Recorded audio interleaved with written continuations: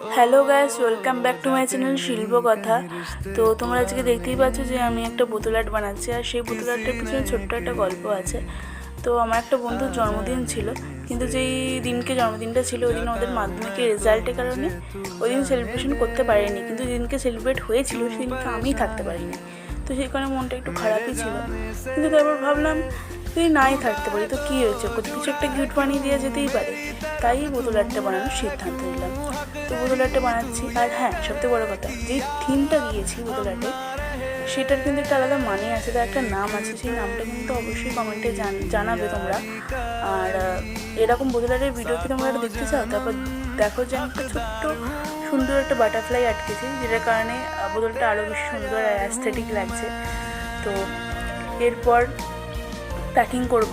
তো প্যাকিংয়ের ভিডিওটাও আমি রেখেছি, পুরো ভিডিওটাই রয়েছে মোটামুটি। তো দেখো, দেখে বলো। আর বাক্সটা, যে বাক্সটাতে আমি বোতলটা ঢুকিয়েছিলাম, সেই বাক্সটাতে ভালো করে ফিট হচ্ছিল না। আমি র্যাপিং করতে খুব একটা ভালো পারি না, তো যা করে র্যাপিং ট্যাপিং করেছিলাম। পরের দিনকে সকালে পড়তে গিয়ে ওকে গিফটটা দিই। আর সবথেকে বড়ো কথা কী বলো তো, যখন বানাচ্ছিলাম সেই সময় ভাবছিলাম যে বানাচ্ছি ঠিকই, ওর পছন্দ হবে তো, ওর কীরকম লাগবে, ওর রিয়াকশানটা কী হবে। আর আসলে যে বানায় হ্যান্ডমেড গিফট, তার কাছে সবথেকে গুরুত্বপূর্ণ যাকে দেওয়া হচ্ছে গিফটটা, তার পছন্দ হবে কি না, সে কীরকম রিয়াকশান দেবে, যার জন্য বানাচ্ছি সে খুশি হবে তো। তো এইসব নিয়েই পুরো ব্যাপারটা। তো এবার দেখো ও কী বলে, ও রিয়াকশানটা কী হয়, তো সেটাই দেখা যাক, চলো।